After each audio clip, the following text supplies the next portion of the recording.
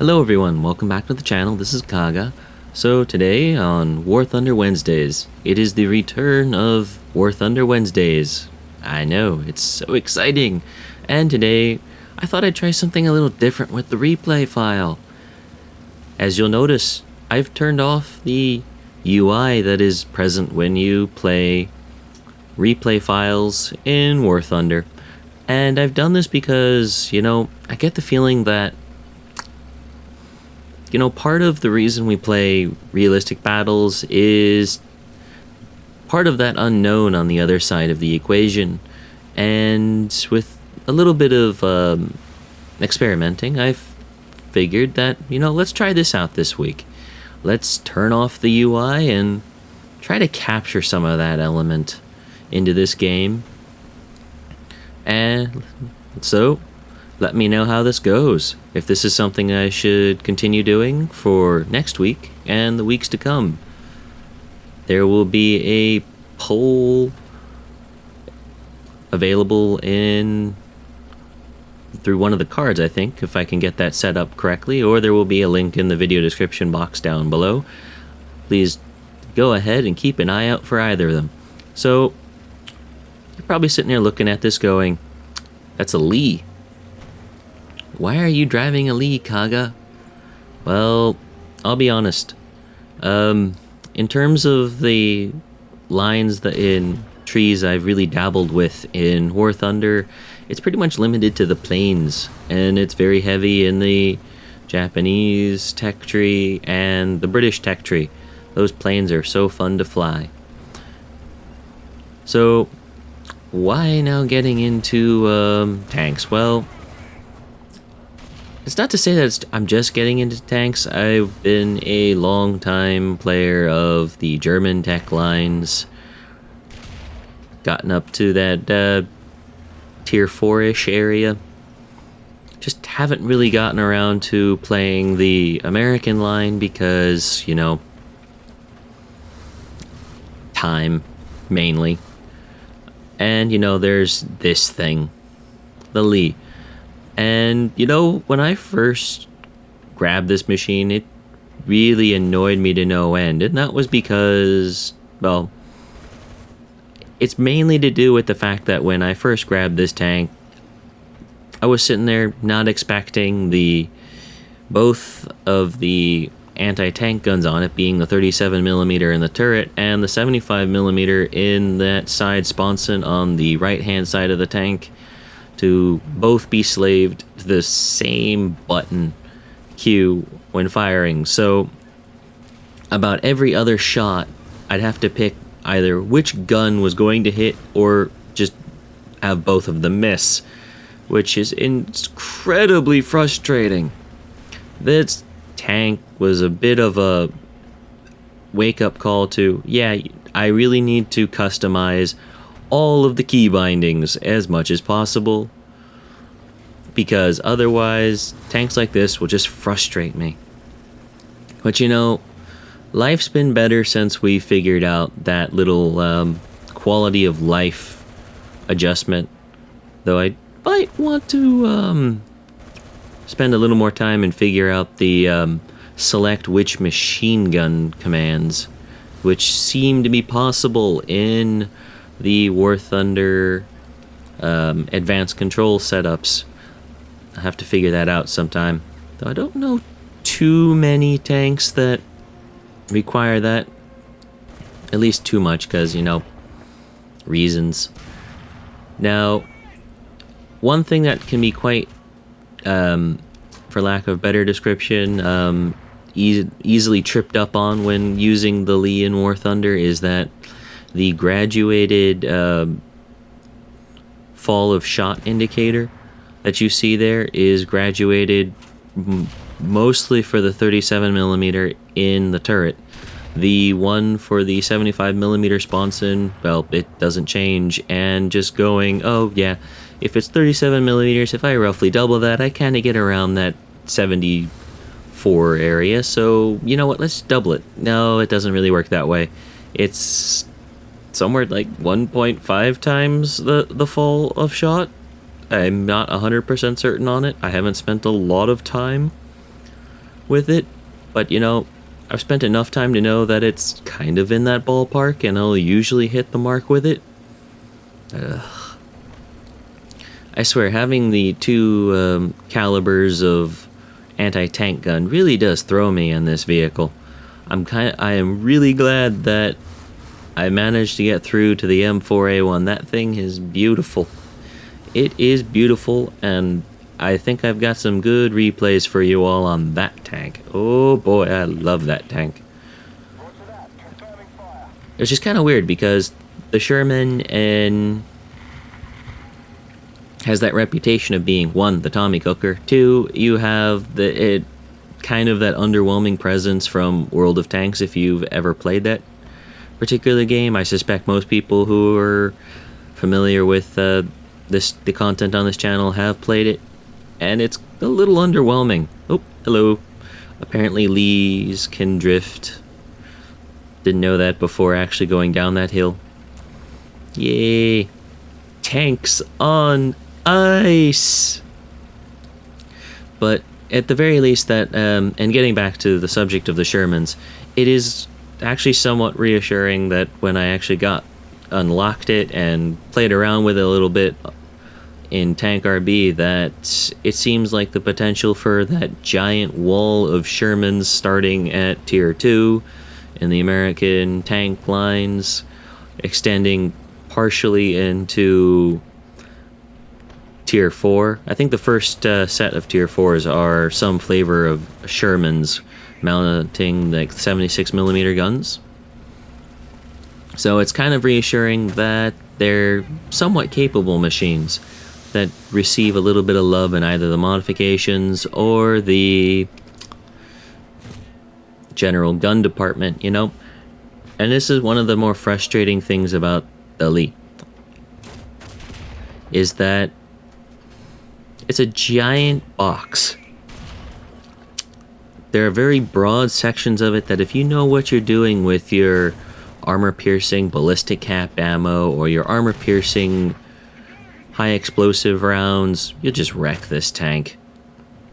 I swear, the only reason why the guy on my roughly 2 to 3 o'clock high in the Valentine hasn't managed to do squat to me is that's because he's firing that crappy 2-pounder gun that it has, which, it's actually a pretty good gun, but in terms of single strike alpha, it's, it just doesn't have that punch. There's just something so nice about having the umph of a 75mm cannon that you get used to when you drive the German tanks, because you get that from pretty early on, and they have glorious high explosive anti-tank ammunition even on the short barreled ones, so things tend to go down really quickly if you aim right with them. So we lost our Lee. We're gonna go in a Locust. That was the funny thing about this tank. When I first got it, I was kind of sitting there going, what? Why do I go from a battle rating 2.3 in the form of the M5A1 Stuart to the M22 Locust, which is battle rating 2? What? Am I being downgraded? No. After having a number of great rounds in this machine, I love it. About the only thing it doesn't do well against is Matildas. And, that's just because 37mm, it doesn't have access to the penetrating power or the ammunition necessary to go through the sides of the Matilda at all but suicidal ranges, and most of the time you will never get the rear of the Matilda.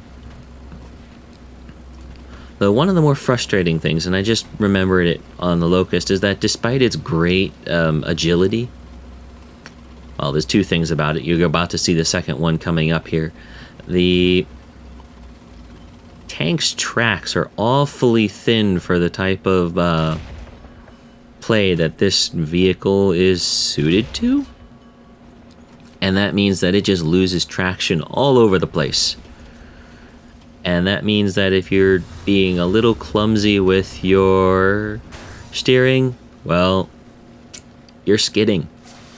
Second thing I hate about it, and you can't see it right now, is that the 3-man configuration of the Locust means that pretty much any shot that hits and fragments on the upper plate is going to knock out your tank pretty much every single time, pretty much every single crew member, and at the same time just wrecking all your modules. But you know what, it's a light tank, you really shouldn't be relying on it, and damn, that Stuart's using a lot of ammunition on that particular Valentine. Not that I blame him, but... Oh hey, you know what, there's that Stuart I mentioned earlier. Ooh, let's go. Vroom vroom. And you know, the Stuart here is one of those tanks that really surprised me, moving up the American tank lines. They're quite capable little machines. I mean, the tactical options available to you because of the combination of the speed and the guns and the maneuverability, it's not just the maneuver, not like the maneuverability, but the actual agility of it. It's really only limited by its low horsepower in trying to get up very steep escarpments, and your ability to look around you for options. This thing can appear and disappear as quickly as you need it to, and is perfectly small enough to find its way around the enemy and just start peppering their butts with its 37mm gun, because we like doing that. And you know what? If you need to capture a point, this machine will do it just fine. It will actually excel in this respect. And that's why I queued up in it, because I had to, and I had to choose between either picking this or pulling out my Wildcat at this point in the battle. So given that we were being capped, yeah, I really didn't have a choice. I pulled out the Stuart because I am not landing that fighter bomber in the middle of a jungle. No. No. Not happening. No way. No can do. Convince some other suicidal pilot to go ahead and take care of that. Oh yeah, one common thing you will notice about both the M3, the M5A1, and the M22, and I imagine it's the same for the M24 Chaffee, the Bulldog, the M41A1, as well as the T92 light tank up at Tier 5, is that if enemy calls an artillery strike on your position, you really want to move. You really want to move. And I say that because the shells just have to land within a few meters of you, and your modules are all wrecked to high heaven. So it's really best to use speed as your security. If you have to be there, don't be seen.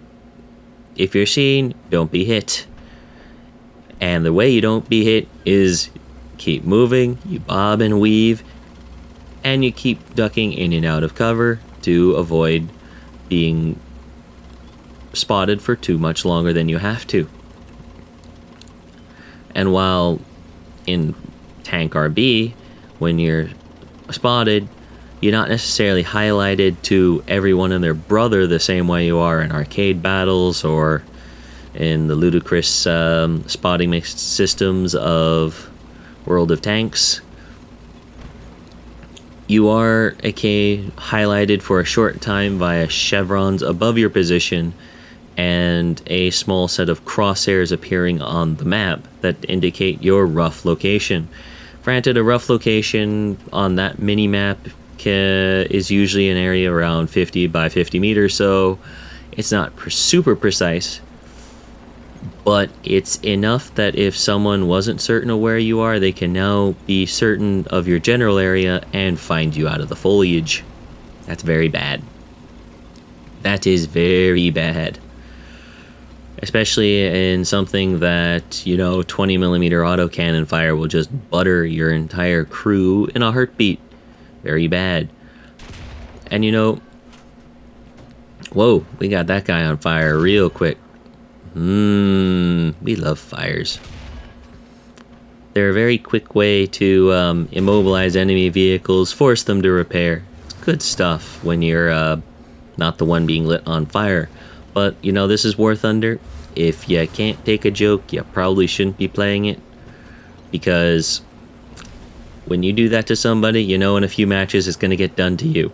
And even if you've got the researchable fire prevention equipments fitted to your vehicle, you only got 2 uses of them. So if you get hit once for a fire, you're really praying that their aim shifts and they don't hit that again.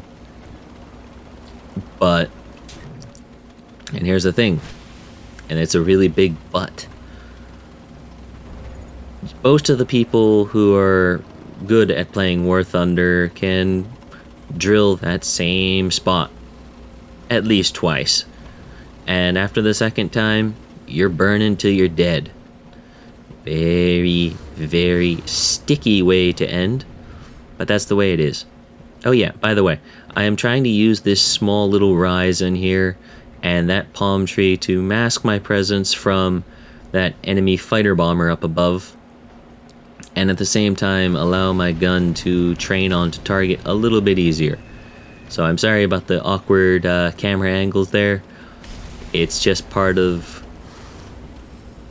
how I decided to play that moment. Again, we're going to now switch to the opposite side and simultaneously start the cap. And, oh, that tank shell got close. I think I was a little focused to not see that. Open up with the 30 cal on the top of the tank. Score a few hits. See that we're coming under fire. Try to identify where it's coming from and see if I have a shot. I don't have one, so I'm going to pull back just a little bit. Turn around, back up, try to not be a consistent target, scan the skies a bit, come back down. Okay, let's look around. Okay, nothing up there, turn it up, wait, what was that? Okay, that's not good. That's not good. Okay. Ally just got roasted out there. Definitely not good. Roasted allies do us no good. We try to avoid that whenever possible. But realistically, what could we have done? Even if we'd gotten in towing cable distance, and ooh boy, we're going to be being shelled. Even if we had gotten into towing distance, whoever killed that Lee would have just killed us too. So we just ended up with 2 tanks dead. And our team would not be as readily in a position to cap as to force them to use all their artillery. I swear, artillery and this thing just hate each other. It looked like a Soviet biplane. Not entirely sure, but that's what it looked like. So what do we have here? What's the situation? It looks like, based on the number of falling trees and the AA fire coming off to our approximate 12 o'clock, that an enemy push is making their way from that spawn onto our position in the cap, and there's a Crusader skylining himself up there on that small ridge. 12 o'clock, but distance about 300 meters, 400 meters in that general description. You could just see the smoke cloud. I'm focused a little too much on that other position. Don't see him until I take a hit. Get the turret back up. Okay. Let's ready for all comers here. Crusader is probably the most likely to hit here first. Up, and there he is. And it looks like we got a good critical on him. He's having a hard time turning the turret. We hit him again. Put in a shot there. Nope, nothing. Up, and we're on fire. Okay, yeah, we're done. And enemy Crusader's on fire. That's nice. But he puts it out, and before we can get that next good shot in there, we're taken out. So, in terms of things we have left, used up the good medium tank we have. I think we've got a self-propelled gun, but you know what? We're gonna go for broke. We're gonna pull out the Wildcat, and we're equipping it today with the two 100-pound wing-mounted bombs. And we're going to go say hello to them in the cap, because why not? We have bombs, we know exactly where they're going to be. We know more or less within around a 25-meter radius where the tanks are going to be piling into. So in the time it takes for them to cap, we can set up a half-decent bomb run on them. So let's go ahead and do that. Now, one thing that I'm doing right now is I am looking around. I'm trying to visually acquire the target before I begin the run. It's very important to do this right when you're setting up the run, to have already identified the target. Otherwise, you just won't stand a good chance of hitting it or even getting the bomb anywhere near it. And I'm going to go after that rough area of the Crusader, make the drop, pull up, nearly dodge that tree, boom, it looks like a direct hit. Okay, I think we picked up that kill. Time to turn around, look for any shots, but okay. Lower the engine, lower the engine. What's that sound? Oh, enemy fighter. Okay, we'll turn into it, limit his engagement time, gun the engine, come back up around, re-engage the enemy fighter. Let's turn around. I really wish that this thing rolled better. Though it looks like our adversary isn't in a good shape, we do manage to make a few of our 12.7mm machine gun fire connect. You will note that, yes, I am using the stealth ammunition on this. I probably would have killed him if I was using the tracer ammunition for air targets, because I could have guided it right on the target. But that is assuming that the guy decided would not have dodged when he saw it coming his way, and I imagine that he would have. More pilots are worth their salt than you would imagine. And I would imagine that he would start dodging the moment he saw that he's coming around. He's trying to use this mountain as a form of cover and to gain a tactical edge. I come back over anticipating it. I don't predict his exact position correctly. We pass each other. We'll see if we can do this again. Okay, we'll turn around. Let's try this again. Where is he? Where is he? Oh crap, there he is. There he is. Okay. I'm looking at this going, I've already come out of the engagement ahead. I'm not going to push my luck. If I follow him any farther, I'm going to get shredded by AA fire from their airbase. I want no part of that. So let's go ahead, start doing a little bit of striking against lightly armored and open-topped enemy ground vehicles with the machine guns. Trying to make those one or two armor-piercing rounds that this thing has loaded and the incendiary shells the best chance to do critical damage and to light the enemy fuel tanks and engines on fire whenever possible. It's worthy of note that for the best chance of making this work in these particular runs, I should be coming down from a much steeper angle, but you know what? I'm not. I hope you enjoyed today's video. Please do let me know how the new video format for this War Thunder Realistic Battles replay worked out. Did you enjoy the removal of the graphical user interface, or would you prefer that back next time? Please do let me know in the poll or in the comments box down below, whichever is your fancy.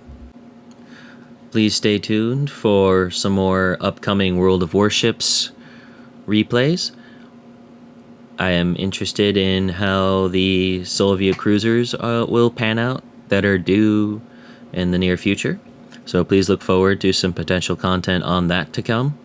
And of course, if you're new to the channel, I'd love to see you around a bit more often in the future, so please consider subscribing by hitting that old little red button down below. And of course, more or less the similar content next week. Of interest for next week is the continuation of our armored warfare discussion in the Chinese main battle tanks. I will see if there's room to sneak in our much talked about and discussed video series about the Art of War, is from the gamer's perspective in particular. So please look forward to that. It might come next week, it might come the week after that. I'll see when I can squeeze it in to the schedule. Well, anyway, thank you for having bared with me for this inordinately long War Thunder video. It's over 26 minutes at this point, so thank you for having stuck with me. I hope you enjoyed it. So, I'd like to end this video. Thank you, and I'd like to bid you a good day.